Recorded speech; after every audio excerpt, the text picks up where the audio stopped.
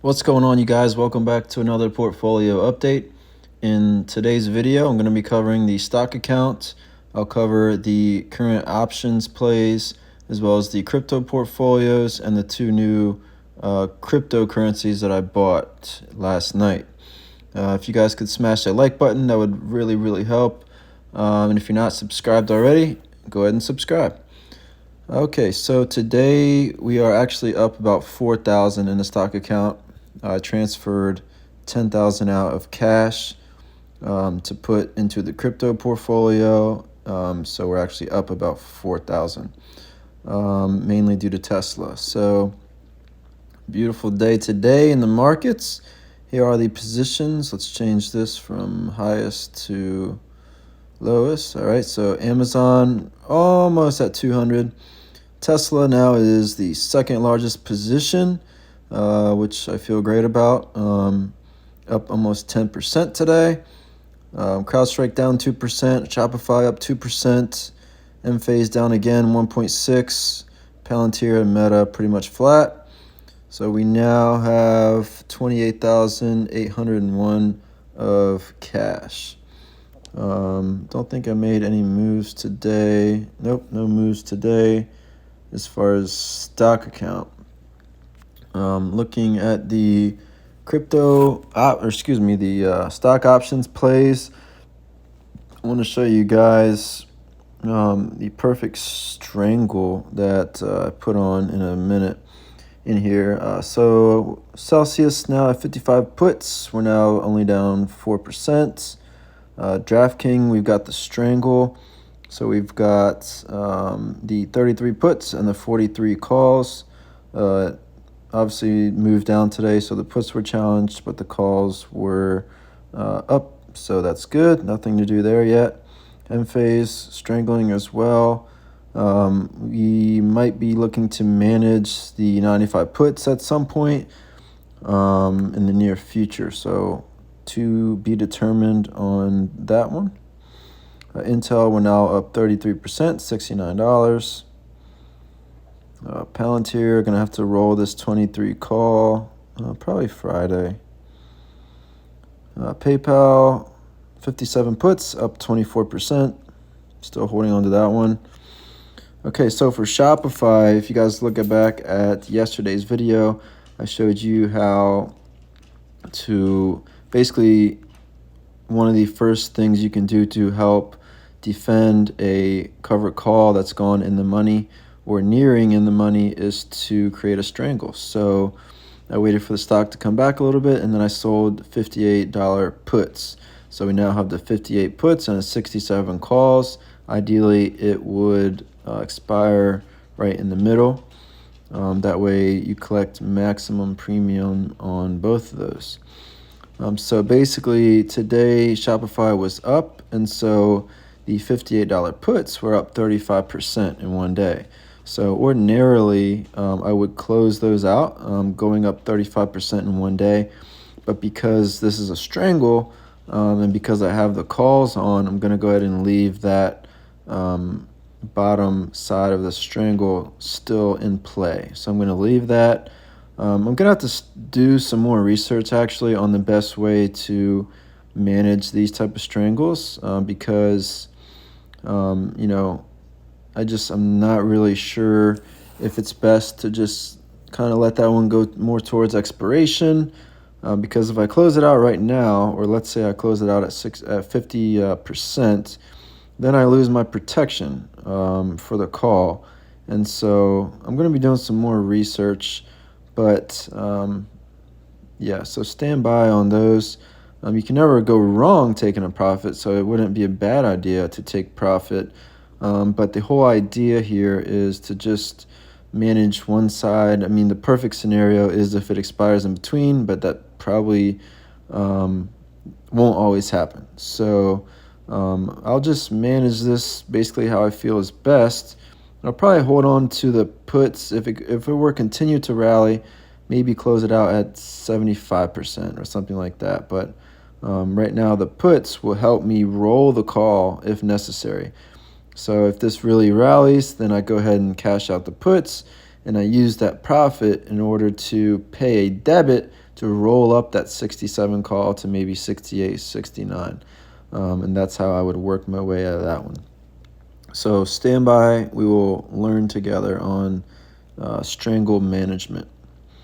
SoFi 6.5 puts down 18%, and Tesla obviously we got the strangle here. So these 205 puts are now only down 1,380, and I know only a couple videos ago these were down like 4,500. So obviously the rally has really helped those, but because this was basically a put that had been sold a long time ago, and Tesla had gone down to the 140 levels that it bottomed out at, or maybe 130. And so this put was obviously way deep in the money when Tesla is at 130 and we have a 205 put. So I had to roll the put out from, I think it was a 210 down to 205. So this doesn't expire until August 16th, which is why it's still down on this put despite Tesla being at 231 and having a 205 put. So keep that in mind. I'll probably not close that out as soon as it gets back to break even. That way to gain a little bit more protection if Tesla continues to run up. So obviously those 215 calls are in the money, but we still have 24 days to go on that. So not going to manage that quite yet, even though it's in the money. All right, now for the crypto, actually let's look at the little Robinhood. 5808 down almost 2% today. SoFi calls basically flat, and then Celsius down 1%. I'm hoping to build Celsius into probably $20,000. So now that I've got 50% of the position filled, I'll slow down on the increments of buying, probably to increments of 3,000. So maybe 3 more buys of 3,333, and then that will be finished there. We'll come back to stocks on my radar. So for crypto, I found this really cool app. It's called, I think it's called CoinDesk or maybe Coin Market Cap. Let me see. Yeah, Coin Market Cap. So this basically you're able to input all of your cryptos, and so now I'm not going to have to you go through all the different crypto portfolios. Just have it all here at once. So the 2 cryptos that I bought yesterday are Beam and Echelon Prime. I'm not really gonna explain what they are because it's kind of confusing even to me. But basically, gaming and AI are the big trends right now in the cryptoverse, and so these should do really, really well because it's sort of an ecosystem play where sort of like the gold rush, where you just want to sell the picks and shovels instead of trying to mine for gold, that type of deal. So basically games are built on these platforms, and so I think they're going to do really well, and I think these could be multiple hundreds of percents during this crypto bull run. Keep in mind, I think it's very misleading when people don't tell you, well, you can see, but recently I watched a video where someone was basically hyping up a coin, and someone in the comments said, like, hey, I've lost $25,000 based on your bad call. And the guy replied, well, you should have not listened to some random guy on the internet without doing more due diligence. And keep in mind risk management, and this is only 1% of my portfolio. But the same guy, and I'll give him, I'm not going to say his name. I think he is very smart. I think he is a millionaire actually through crypto, but he just made a bad call. And, you can't get online. Like literally, if you follow this guy, you know who he is because his videos are him basically yelling at his screen saying, buy crypto now. You're going to change your financial future. Buy right now. And then, basically lost his mind a little bit on this guy saying, Well, it's only 1% of my portfolio, so you should have known better. So keep in mind, these are the more risky portions of the portfolio, but being at so this is actually up since I already bought it, but I put about 4,000 into each. So keep in mind that's basically, a little over 1% of my total portfolio value. So, I'm not putting large amounts, but these are plays that I believe could 5, 6, 7, 8, 9, 10x. So that's the whole goal there of keeping the riskier positions small, but they also could, rise very dramatically. So basically, these are the positions from largest to smallest. I did a video. Oh yeah, so I'm gonna show you guys Solana. Look at this little creeping up of Solana. This is a sneaky move right here. That's like under the radar. I mean, I told you guys the other day about this bullish pin bar, okay, and then this sleepy move up from 122 to 153. So I told you guys I sold all my Ethereum in exchange for Solana. My main buys were at the 135, and then I think I did another buy at the 145 maybe. And so I'm feeling really bullish on Solana because if we look at all the other cryptos, look at Bitcoin down 1.4 and Solana's up 5.4. So that's a divergence that's very positive for Solana, obviously. So Bitcoin's still the largest holding at 34,000, Solana 22,000, Dogecoin 8,000, Cardano 7,000, 4,000 in each of Beam and Echelon Prime, Shiba Inu 3,700, and then Brett 1,000. In the near future, once I can get some more funds to settle, because I've already tried to basically move funds over, but it takes time. I'm going to be probably adding XRP to this portfolio. Probably put 4,000 in that one, and then I'm going to be adding Pepe, which is another meme coin. I'll probably put 2,000 in that one and add another 1,000 to Brett. It is important to add. Meme coins are actually like a real thing in crypto, and that is also one of the strongest narratives right now in crypto. So I like this app because it can show the biggest holdings, and then it also will give you like a sweet little graph here and show you the percentages. So like I was talking about, keep in mind, the 40 plus 26 is 66% of the portfolio is in, Bitcoin and Solana. So those are very stable. Those aren't going to drop huge amounts. And then you have, 9% those, 8% Cardano, and then it works down to 5, 4, 4, and 1%. So, just keep that in mind when you're looking at your different allocations and how you want to balance that risk. But this app is CoinMarketCap, so it's pretty sweet.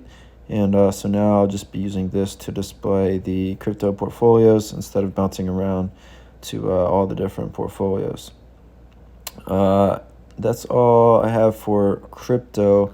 I don't really plan on adding Ethereum. Someone put in the comments the other day, why would you sell Ethereum for Solana right before the Ethereum ETF comes out? And, well, 2 points. One, Solana could possibly have an ETF. And number two, I see far more upside, even with an ETF. I mean, we see, I'll have to look how much Ethereum is up, but Ethereum's been pretty much flat for the past couple of days, and Solana has rallied to 154. So obviously Solana is a very strong narrative as well, this crypto bull run, and it's one that I feel has more upside, and I want to be a part of that upside.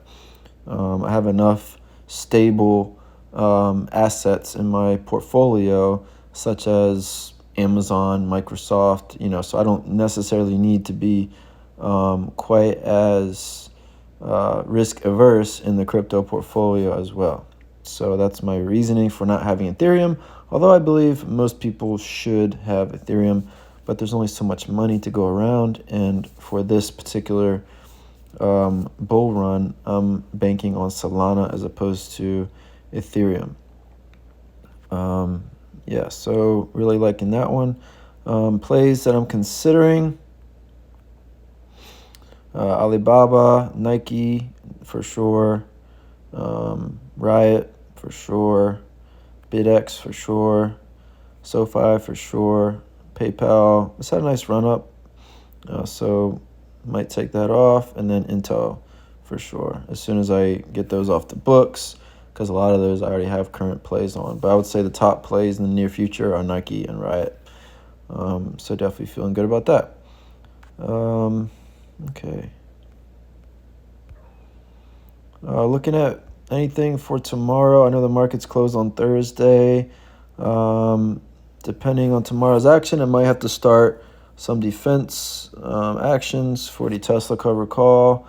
I know Microsoft, I have an option expiring. Let's actually see. Let's see. Microsoft. Okay, so July 19th. So I'll check the extrinsic value on that one and see what we have to do. But that'll be rolled out for another month. It looks like that's all for the near future. M-phase should be fun. Getting to show you guys how to manage that one. SoFi is expiring in 10 days, so that'll be fun. And then we got PayPal on the 26th and Intel on the 26th. So I'll be able to show you guys how I manage everything, and portfolio is looking really good right now. And I will see you guys tomorrow. Take care and God bless.